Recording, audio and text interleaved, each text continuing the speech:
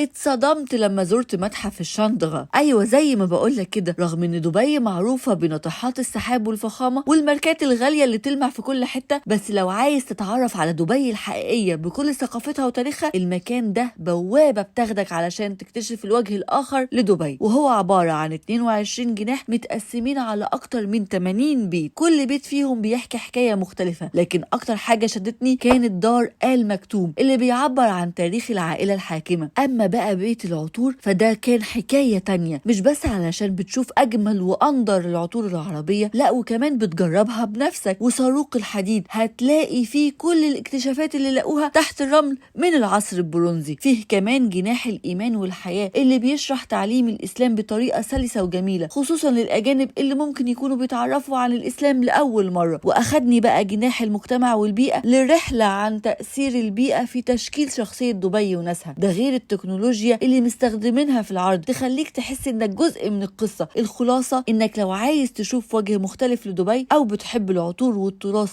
او حتى التكنولوجيا، فالمكان ده ليك. والجميل ان المكان بيجمع ما بين الفخامة والطابع البسيط للبيوت العربية. ولو عندك اي استفسار او عايز تعرف اكتر، اكتب لي في الكومنتات، وما تنساش الفولو والشير علشان في راوندز كتير جاية قريب.